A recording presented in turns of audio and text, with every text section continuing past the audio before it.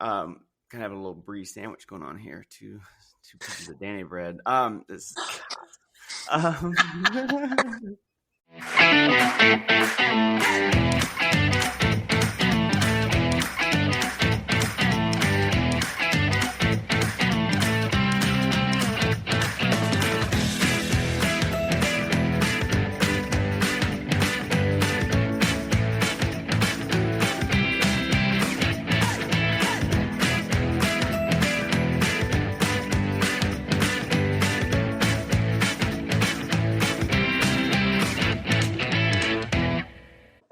Hey everybody, welcome back to Girl Dad Girls. It's your host Danny B. With me, as always, is Bree Saint Marie right there in the middle. Sexy Bree. Yeah. We don't have Mika with us right now. She might be joining us later. Ooh, exciting. Let's see. But we'll find out as we go. Anyways, so tonight we have an amazing guest. Miss Dani Sophia is here, so we double the Dannys. You just doubled up. Welcome to the show. So good to have you here. Will you tell us a little bit about yourself? Well, let's see. I am a guitarist, as we were talking about. I do adult entertainment stuff full time. I am also a session musician, so I play on people's records. I model clothing for like record companies. Used to be a music teacher. Love to meditate. I read and meditate. I like meditate at least 2 hours a day. I have like a huge shrine in my house that takes up an entire room. I've been initiated by monks. And I like cats. That's awesome. The cherry on that pie. We need to start a band now. We just need I guess I can do the kazoo. Hey, I have another joke. How many bases does it take to screw in a light bulb? How many? None. The keyboardist does it with his left hand. I cut the tail end of that because you froze. Oh, it did. Okay, I said it's none because the keyboardist does it with his left hand. Dang. Oh, that's a good one. Yeah, I'm gonna get beaten up by all the bassists out there. Once they come out of their basement. Anyway, so tell us about your transition. How long you been doing it? How's it been? Ups and downs. Whew. Here we go. I've been transitioning for a little over 2 years. Awesome. I came out in a not great place. I was in a really bad relationship at the time, and my partner didn't accept me, and I was teaching at a really nice music school at the time, and I came out and my boss really discriminated against me.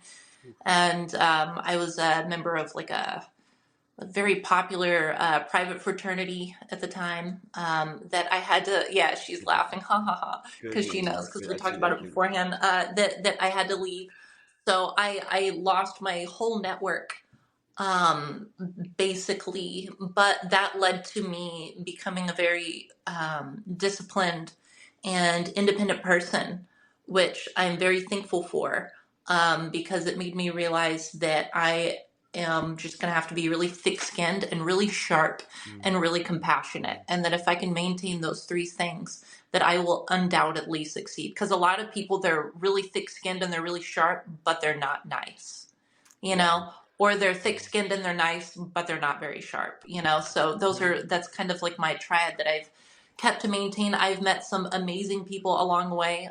The person that got me into the adult entertainment biz was Bailey J, because she was a guest on a podcast that I worked on. And afterwards I messaged her and was like, hey, thank you so much for being like positive trans representation. It was really nice like having you on, and for you just being like really sharp and really nice and really cool. I really appreciate it. And her and I ended up hanging out afterwards. Yeah, on her bed. And then we became really good friends. And she was like, hey, I'll boost your stuff. You're like super hot. You could totally do this if you wanted to. And I was like, So I ended up shooting with her, and now I'm here. I met my current partner through this like genderqueer social thing I used to go to in Austin, through another person we met in a polycule. And then we kind of like pushed the other person out, which is hilarious. And now we're monogamous because she tried to keep us away from each other because Luna and I were poly for a really long time when we met, and we were like, oh shit. God. Hello. And we just like went together right away, and the other person was like, wait. So all this like manipulative shit started to happen, but it helped me meet my current fiance. We are planning on getting married in like July or August. Oh, cool. That's Awesome. congratulations. That's amazing. Yeah, thanks. I love hearing stories like that because, like, we meet so many people who have just had like the go of it. Like, I know for Bree and I, we shared the first part of that story about coming out and not having a partner that supported us. I know I think Bree and I both got called murderers for murdering our wives at the time's husbands. So and of course, and we both had young daughters, and it's just like lost access. Well, I lost access to them, but then again, I moved to New York. So that's awesome. I'm so glad to hear that you have like sort of rebounded, because there was a beginning of that story. It sounded really rough, especially losing everything. Have people started to come back into your life that that left, or are you just sort of filling that void with other more positive people? I keep a really closed circle. Getting to know Bailey and shooting with Bailey has been a really good litmus test for the porn industry, because I'll talk to someone and then 5 minutes won't even go by and they'll blurt out, they'll just be like, so how do you know Bailey? And it's like, and that's like, that's like all they want to do, or because they just want to get to Bailey through me. Mm-hmm. So it's, I'm very careful about the people that I let get close to me, because I'm like nice to a detriment. And I'm a people pleaser. Yeah. So I love making everyone happy. And I love just like being able to be that person for people, because I have a lot of space to give for people. But people end up taking all of it a lot of the time, and then don't ever give anything back. Not that I give with the expectation of receiving something in return, but I just, in my experience, a lot of people have not only not reciprocated that, but then taken more than they should have. So the people that have come back into my life, I've filtered. I'm a pretty introverted person. I have to play like a lot of mental gymnastics to do stuff like this usually. I think I've just done it enough that I can just like trick my brain into believing that this is all just like a wacky game show or some shit. I don't know how I do it, but I can just find this like weird synapse that just makes everything silly. And then I can just do it, I guess. That's but awesome. Yeah. The people that needed to go went, and the people that needed to stay stayed. Yeah. So. Yeah, it's definitely had that same sort of experience of people, not realizing what I was doing, not wanting to be supportive, and then slowly starting to filter back in because they're like, oh, Danny's hot now, so okay. Just trying to smash a bunch of people, just trying to smash. So hey, chasers. That's I'm glad that you're able to filter out like the dinguses, but it sucks that like people take advantage of that, and it's like your kindness gets mistaken for dumbness and weakness, and it's like it's not. You just you seem like just a genuinely great person, and I don't even know who Bailey is, so I'm not even going to ask about who that is. So. She's like she is the original queen of trans porn. Like she is the first like trans porn star of the internet. She got popular on 4chan as Line Trap. And that's where like a lot of people say that term comes from, and she is like the undisputed Queenie Pants of trans porn, and she is my best friend in the world. And I love her so much. She's been there for me through like my fucking rock bottom times in transitioning. So she's, I call her porn mom. Yes. Yeah. Yeah, That's she awesome. is. I love it. That's awesome. Well, tell us about that. Like, what were some of the down parts about like when you were at rock bottom? And how'd you get out of it? Whew. I won't like trauma dump, but I can talk about it. Yeah, yeah. I was in an abusive relationship for a really long time. And I came out in the middle of that, and she tried to convince me not to come out and did a lot of those kinds of things. And I started going to those genderqueer socials, and I became friends with a trans guy. And my partner and I at the time got in a really big argument because she had like BPD really bad, like really untreated borderline personality disorder, Okay. with like anxiety and depression and OCD. Oof, the best mix. Yeah, and she was particularly taking it out on me one day, so I left, much to her dismay, because BPD people don't like it when you just exit the situation. So I left, which was not good, and I went to that trans guy's house because I was like, dude, I'm gonna explode. I need somewhere to stay. I just, please. And they were like, yeah, sure. And I went over there and I told them about it, and they were like, hey, sweetie, you're in an abusive relationship. And they were a fucking homie for telling me that, because it never clicked in my brain before. And I just like broke down and cried in their arms. I still talk to them to this day. They're in New York. They are absolutely killing it. And he is just the king of New York now. New York City? Yeah.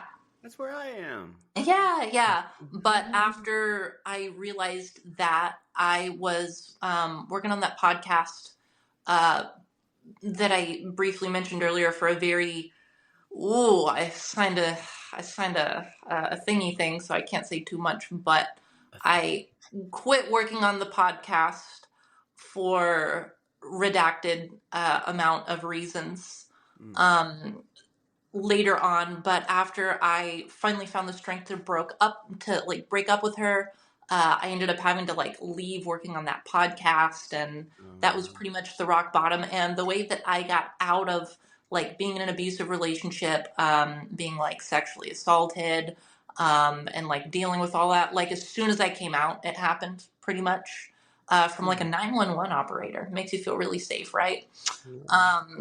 I dealt with all that by talking to monks, because I've been really into meditation for like a really, really long time. And I study a lot of the literature of India, like the Gita and the Upanishads specifically, and like Advaita Vedanta. I'm a huge fan of. I'm like an initiated Kali devotee, so I worship like the primordial mommy goddess, that I have a huge shrine for, that I have ethically sourced like human bones on, that have like certificates of authenticity. If you know, they're all legit. But I ended up talking to monks, because I can go up to a monk, like a specifically Hindu monk, and be like, hey, I'm a transgender porn star and I'm going through some shit. They'll be like, yeah, sure. You know, because it's the oldest spiritual tradition in the world, and to them, like, sin does not exist. You know, to them, the only thing that you could ever do is make yourself suffer, and you do that through the attachment to the senses. So they talk about detachment and having compassion and sharpening your senses so you can be more detached from the things that are causing you suffering. Because it's, you know, you can't just avoid everything, because, you know, like the seven deadly sins are things that you're to avoid. But they teach that detachment is not indulging or repressing those things, but it's listening to them, because that's how you conquer the mind. Because if the mind tells you that you want to do something and you just indulge in it, you form a pathway. But if all you do is just repress it right away, you also form a pathway. But if you want to be able to conquer that, you listen to it, you give it space. Like if someone comes to you and says that they have a problem and they're having a bad day, you would just say, we all have bad days. It's like, well, that's not very helpful. Or if you said, you came to me a couple days ago, go away with a bad day. So you don't want to just totally indulge it, but you don't want to just repress it either. You say, okay, sit down, let's talk about it. Yeah. I mean, So, absolutely. That's whenever people are like, oh, just don't worry about it whenever you have a problem. And it's like, oh, why didn't I think of that? Sure. Wow. Sure. Fucking novel goddamn concepts. Anyways. No, That's the dumbest face I had on because I was blown away by what you were saying. Yeah, that's really awesome. I had never thought about monks in that way, but that's cool. I didn't realize that they were so open to our kind. radically accepting people. The first person I came out to was a monk. Really so awesome. Yeah. How did that go? It went super well.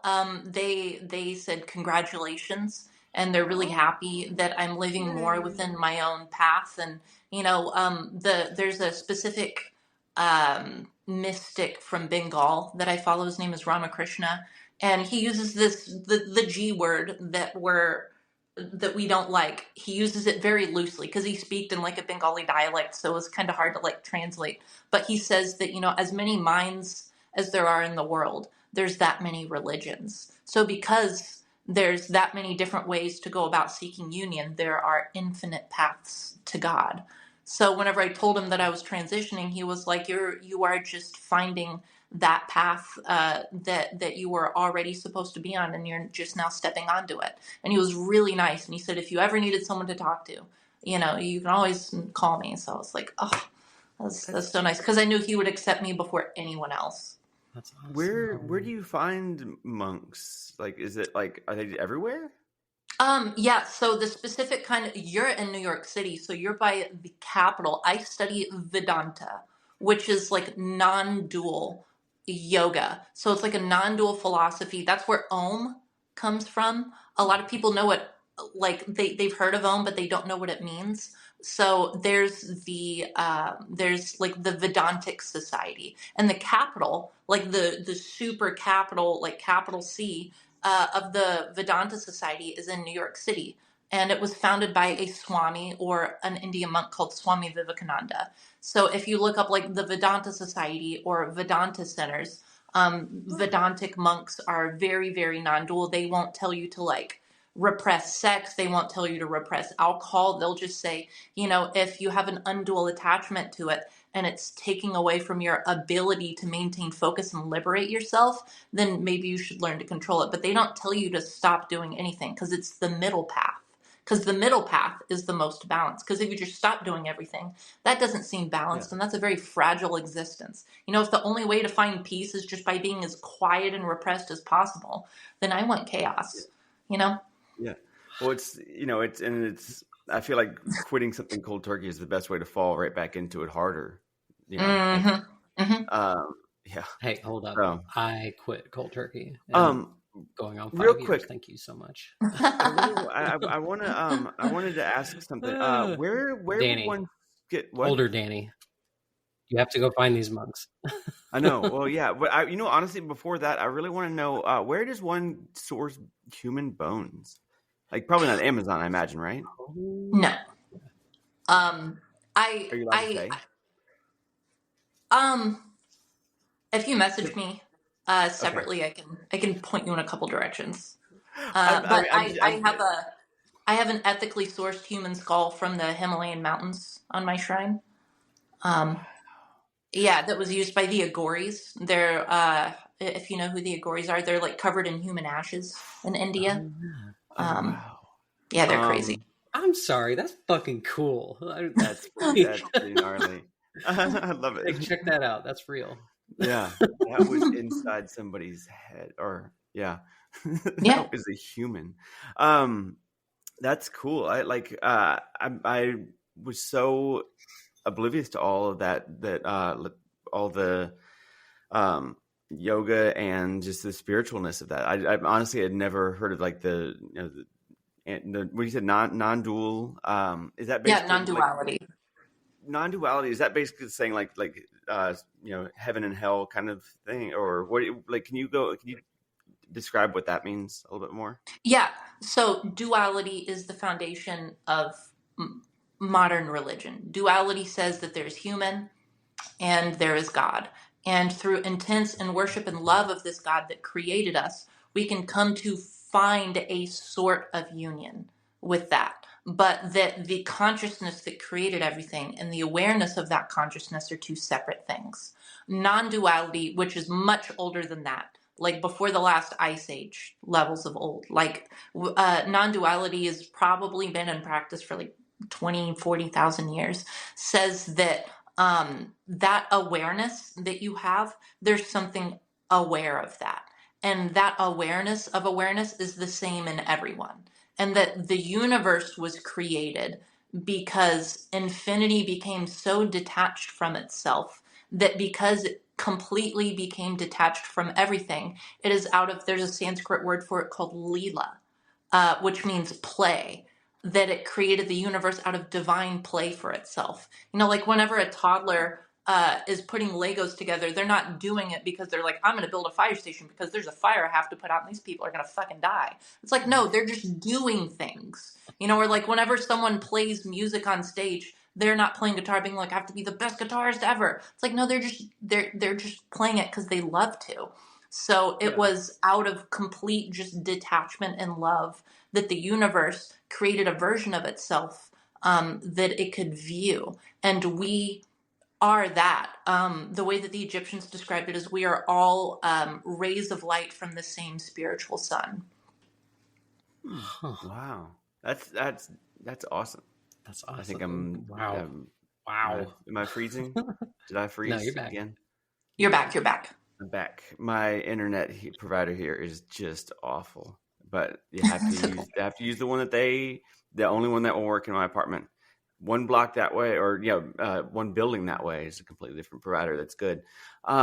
So, anyways, that's really cool. How did you get into that? Or was that something you've always been into? I was in a sex magic order for a really long time. If you know the writings of Aleister Crowley, he's the guy who says, "Do what thou wilt shall be the whole of the law." If you've ever heard of that phrase before. His symbolism is prevalent in a lot of bands, and he's on the cover of Sgt. Pepper's Lonely Hearts Club Band, if you look at it. But he was a British author and occultist who was very controversial, who ended up forming like a secret society where they taught occultism and ceremonial magic. And I joined that and was a very, very, very devout initiate of that society for a long time, and I ended up joining the inner order for that, which is called the Astrum Argentum, where I was a fervent aspirant of those teachings. And one of the books on our student curriculum was Raja Yoga by Swami Vivekananda, which talks about the 8 limbs of the yoga of meditation. And Raja Yoga is a system that is a path of sudden awakening. A lot of regular sort of religious sentiments that you see in the literature is gradual awakening, something that they say happens over many, many lifetimes. And the things that they forbid, like sex magic or tantra or, even some sort of meditative practices, they're sudden awakening because they are practices that are meant to cause liberation from suffering in a single lifetime. And I had read Raja Yoga and started meditating every day, and it blew my mind so much. I was like, I got to know more about this guy. And I read his other books because there's 4 different kinds of yoga, and Hatha yoga is not one of them. It's Jnana yoga, Bhakti yoga, Raja yoga, and Karma yoga, which he has 4 books written on that. And I was like, God, this is super cool. And I looked at all his recommended stuff, and that's how I went to like the Gita and the Upanishads, and then his teacher Ramakrishna, who's like the end all be all person. He was like this illiterate Bengali farmer with like teeth missing, and he's just like this dirty looking guy, but he just said like the wisest, most compassionate things you've ever heard of. And after I started reading that, I like left all of the Western esoteric stuff behind and like went to some monks, and I was like, okay, this shit's fucking dope. I want to learn more about this. Tell me everything. I have autism. I need to know it now. Because I'm going to like photographically remember everything you say. So I helped build a retreat center with one monk, and while I just like moved stuff around, would ask him questions, and that's how I absorbed a lot of it. Wow. And how long have you been this into it? I've been into non-duality for like 3 or 4 years now, but I've been into esoteric stuff because I still collect like rare occult artifacts and rare occult books. I've been doing that for like the last 10 years or so. Wow, that's awesome. Oh, God, I can't think of anything I've done for 10 years other than just getting old, I guess. Playing drums. We've done drums. Yeah. So you're oh, look, we have Mika hey. Hey, here. you're here. It's Hey. Mika. Hi, everyone. Sorry I'm late. No, you're good. all good. Right on Welcome time. to What did I miss? Start over. Okay, yeah. From the beginning. hey everybody, welcome. No, yeah. So Danny, this is Mika. I'll let y'all introduce yourselves if you want, I guess, or I don't know if you even want to do that. But Mika, welcome to the show. Danny was just telling us about like her interest in, say those words. So non-duality and what was the other Occultism. like occult? Okay, yeah. Yeah, we'll just call it that. My ADHD is on the fritz right now because I just got. You're all good. Wires are crossing right now. Yeah. I'll let you get back into it, but I just wanted to say hi, other Danny. I'm Mika. My penis is 5 inches. I'm a Gemini. I'm Puerto Rican, and I'm a parent. Fuck yeah. Yeah. I thought it was 12 inches. Bree sent me a link right before I hopped on, and I saw your penis. Very nice. Oh, thank you. Yeah, it's really small, but I love it. I like it. Shit. Actually, in that vein, how do you go about like getting? Yeah, there were veins. There we go. See, this feels more complete now. There it is. There's Mika. How do you go about getting gigs, like, and I guess shoots, and do people contact you, or do you have to reach out? So my autistic superpower is finding networks and connecting them. So obviously Bailey got me into porn, so that was a huge outreach thing. So a lot of people hit me up. My partner shoots for like a major porn company as a producer, but she's also a model. So we just put our two heads together, and that's how we find a lot of connections. We built up a network through like doing shoots with companies and then collabing with other people that we thought would be cool to collab with, and Bailey's recommended people to us. So we've just kind of tried to keep it going for as long as possible. But I have like a huge spreadsheet of people that we've contacted that we've either shot with, planning to shoot with, or I've reached out to them and they're like weird, or I've reached out to them and they've just said nothing. Oh wow. So yeah. So Excel spreadsheets. Oh fuck yeah. We should get together and build an app. There can be an app for that. Like, oh, that'd be amazing. Sex connection. That does not sound legal. But here we are. You know, it's 2024. Anyways, well, Mika, now that you're here, do you want, and we're into it this far, do you want to go ahead and just jump into the Mika Minute? And you're muted. Oh. Okay, we're doing it. Okay.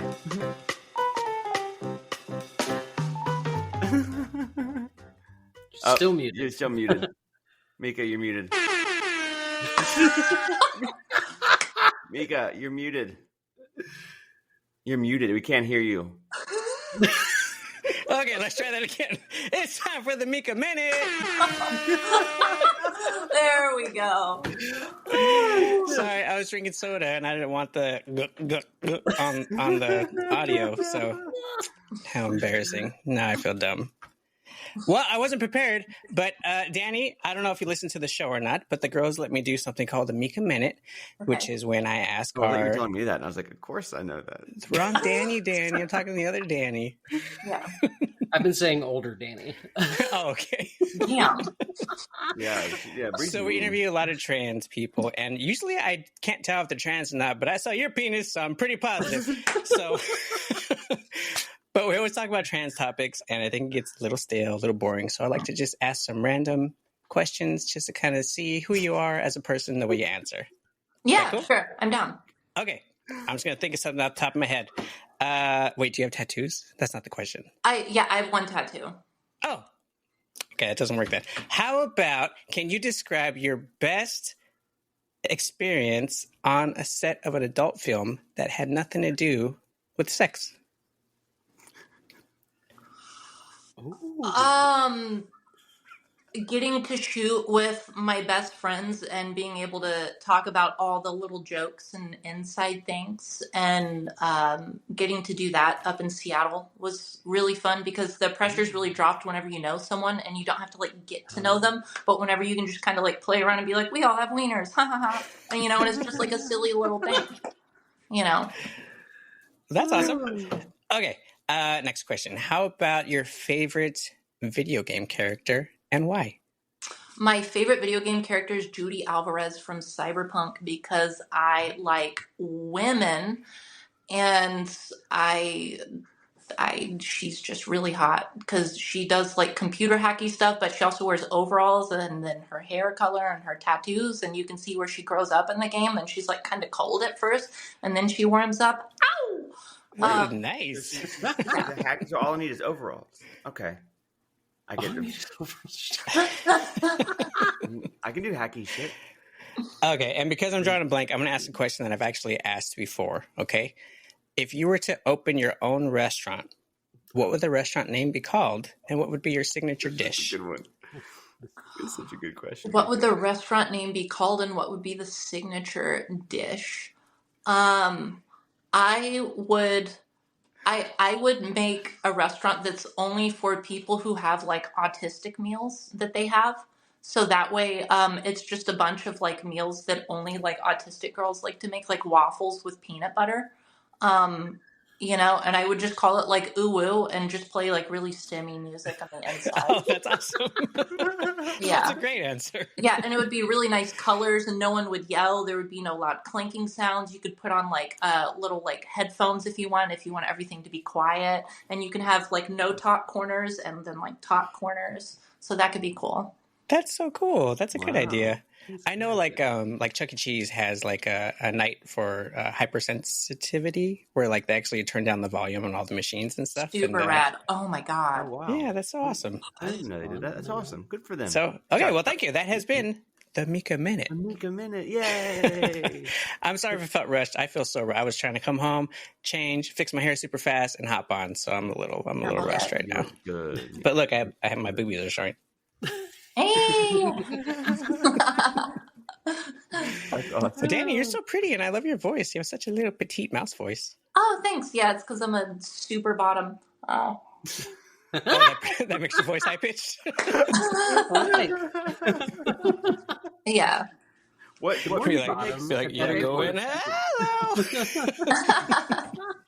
makes one a super bottom? Genuinely love sucking dick as much as I do. Oh. Is there anything higher than super? Like, can you be in mega bottom? If there is, then I am that. I live to serve. Yeah. Just like there's levels of enlightenment, there are levels of bottoming too. Yeah, exactly. Well, they're actually the same thing. That's true. Yeah, if you can learn to just absorb the whole universe inside of you, doesn't that just make you like the ultimate bottom? Yes. Yeah. I'm only this high in bottom chakras. I haven't made it up to the top. Oh my God. Why do you think cis women don't really like to go down on guys, but trans women like totally love it, right? Is that just me? No, it is not. Yeah. My maybe it's because the guys that they're going down on out of comfort because it puts them in a stable situation, but it's not a guy they're actually into, and they're just kind of dating them circumstantially, but are not really holding the time for themselves to ask whether or not they're really attracted to them or not. Oh. That seems oddly specific.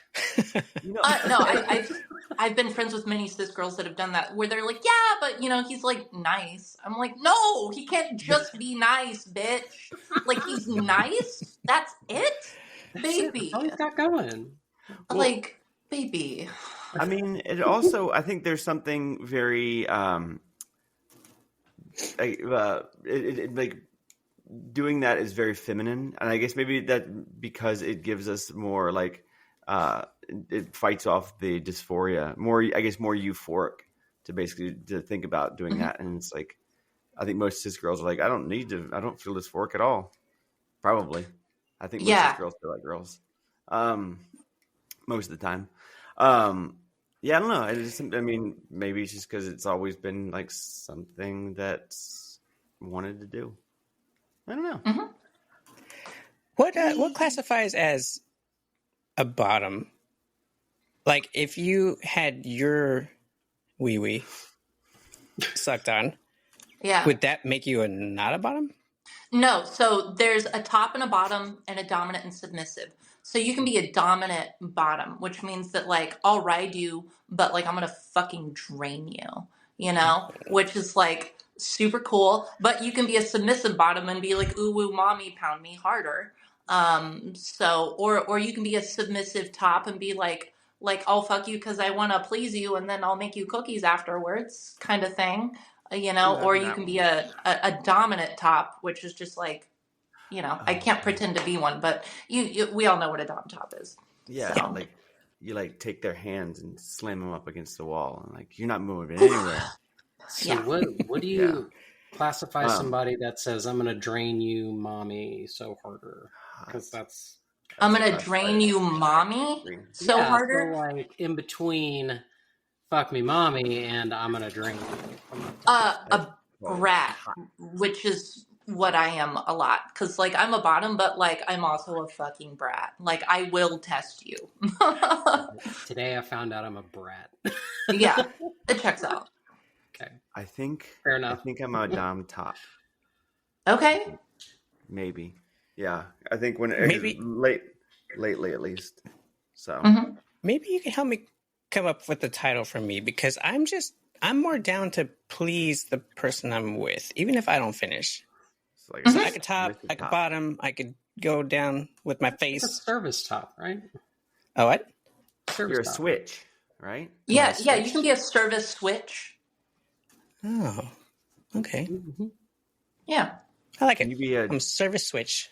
Can you be a dom Mika service switch? Also Puerto Rican, 5-inch penis. Quite the title. That's so funny. That's all. Well, oh god, that's a great conversation. I just got 10 degrees hotter. Cool. How old are you, Dani? I am 28. Oh, okay. You have such a young face. I'm so jealous. Really? I thought you were a hell of a lot younger than that. I have an insane skincare routine, and I don't drink, and I don't smoke, and I have like a lot of like K-pop products I use on my face. K-pop products. Yeah. Nice. That's awesome. I'm gonna need you to write that down and send it to my DMs, okay? Along with a couple pictures if you want. I guess we'll see. Okay. That's awesome. Well, hey, next week, hopefully I get to erase all of my drinking damage that I did. Yeah, Bree's going under the knife. Yeah. Going, that's right. She's going to go Tokyo Drift her face. Never heard that one. I just made that up because Bree called my doctor right before I was going under the knife and got him to play a Tokyo Drift theme song because she's a jerk. So that's the last song I heard. I always tell people if I had died, that would have been the last song I ever heard. It'd be Bree's fault.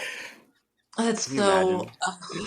Yeah, I was like, you got to play it as she's going down for anesthesia. Literally the last thing this bitch hears has to be Tokyo Drift. Yeah. Why? It was the most ludicrous thing I can think of. We were talking about it, and like I was saying I'd never watched the movie, and then apparently Bree was able to convince the guy that was scheduling that it was my favorite movie ever. I have watched half of it. I watched half of it. That's so embarrassing. Oh my god. I watched half of it and I had to turn it off because it's a fucking terrible movie. It's fine. That's why she doesn't know the name of my surgeon, so she can't do the same shit to me. I'm gonna call everybody. I'm just gonna say, hey, are you doing Bree? Question. Yes. Okay. Besides the adult stuff, what other kind of things are you into? Like hobbies, talents, stuff like that?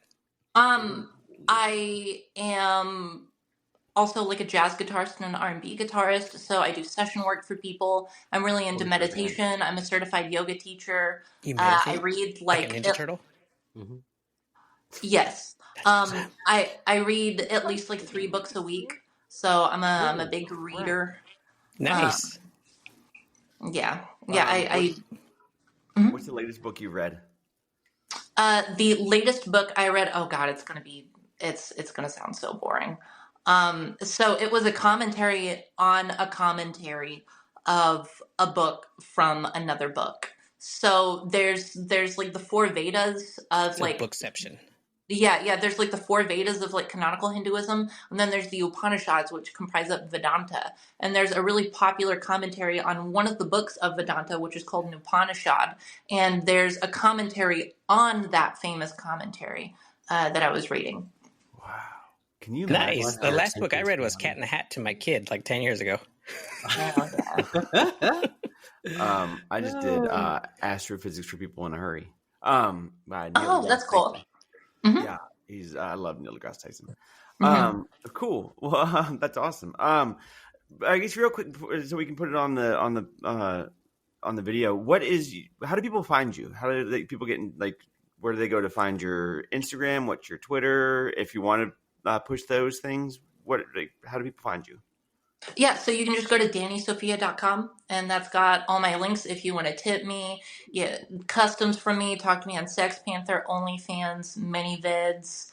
All my other links are right there. I have a SoundCloud where I post truly deranged music that I make for my recurring nightmares, and I also write lo-fi. So, you get the full grab bag. So that's all my links are just on DaniSophia.com. My Instagram, for people who don't feel like doing that, is TS Dani Sophia, and my Twitter is Dani Sophia XXX. Cool. What does the TS stand for? I was told to make it stand for transsexual because the algorithm would boost it when I was a baby trans, and now because companies just use that name, I can't fucking change it. I'm just TS Dani Sophia now. Oh, okay. That's what the Republicans search for. Fucking algorithms. God. We lost her. Oh, there's your yay. Okay. Well, so Dani, I have my favorite question that I like to ask people, and actually, you're probably gonna have an amazing answer for this. Dani, what is your transition theme song? That's a good question. Miko, whatever your name is. Sorry. My transition theme song. Yeah. What is a song that like kind of either brought you up when you were transitioning, kind of kept you going, something that kind of encompasses your transition? Like, for instance, mine is oh God, what is it? Super Bloom by Mr. Wives. Oh, okay. Oh, I know that song. Yeah. It might be a little bit more of a pensive selection, but the lyricism is really interesting. You probably know who Aurora is.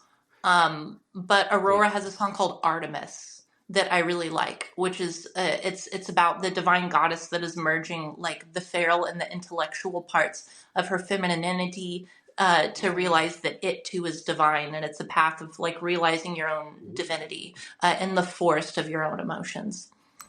Wow. I am crushing real hard right now. You are super cool, Dani.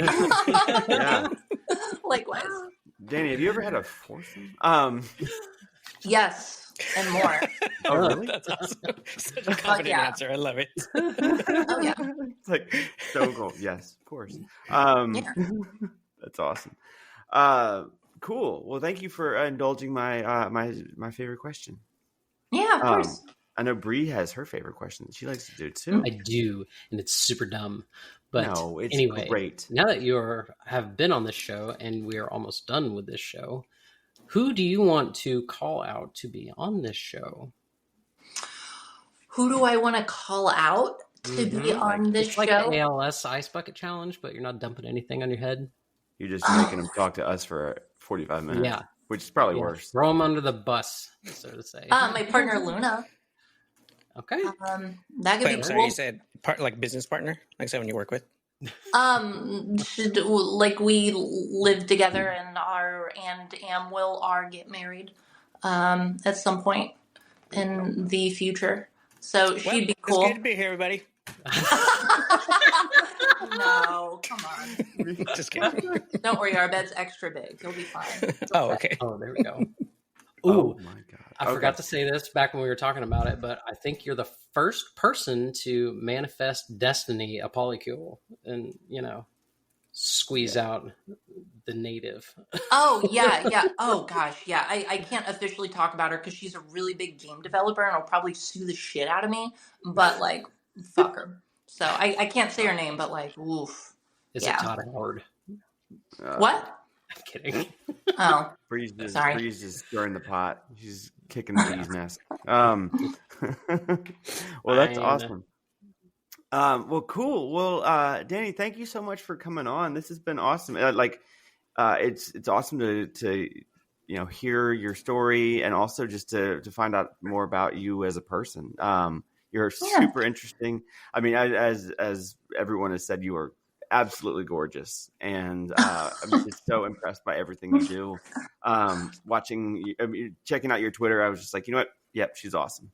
You seem like you're very just you know yourself so well, and it's awesome to get to hear that and talk to you about it. Thank you. Yeah, Bree or Mika, y'all want to do closing thoughts? Sure. Again, I'm so sorry I'm late. I wish I could have spent a little more time with you, but I was held behind with work. But you seem super sweet, super awesome. Right away, totally girl crushing on you. And if you're ever in California, want to make out, let me know. Will do. Done. Dani, I have been admittedly following you since you were on a certain podcast back in like February last year or something. And Luna, that particular one. But just been following you ever since. You're fun. I love your riffs that you throw down. Thank you. Awesome. Which you're supposed to do for us, but you don't have to if you don't want. Oh, fuck. Oh, shit. Sorry. I was like... We could use a new theme song. It was, hey, I can write a new theme song. I would have remembered, but I was naked in the midst of work activities and had to very quickly throw on clothes. So it's amazing that I'm here. But, yeah. Okay. Fair enough. Fair enough. Wait, you did work today before you got on the podcast? Yeah, like all day. Like sex stuff? Yeah. Yeah, Are like you sore? Stuff. What? Are you sore? No. Do you do any any exercises specifically for like adult film industry stuff? I guess we can probably talk about that after hours. We can talk about that after hours for sure. Yeah. Oh yeah, after hours. I forgot about that. Yeah, we're gonna cool. Well, awesome. Thanks for coming on. So everybody who's listening to this, thank you so much for being a listener. And if you're part of our after hours, we're going to jump into that now. If you're not a member of our after hours sad face, this is where we're going to leave you off. And I hope everybody enjoyed meeting and hearing about Dani's awesome story and being the hot Dani on our show. Finally, we have one. Self-burn. Anyway, but anyways, thanks everybody for listening, and we'll talk to you. See you next week. Bye. Bye. Toodles. Okay. This has been a production of Girl Dad Girls Podcast. Check out new episodes every Thursday. If you are interested in knowing more, please email info@girldadgirls.com or find us on Instagram @girldadgirls. Don't forget to like, comment, and subscribe.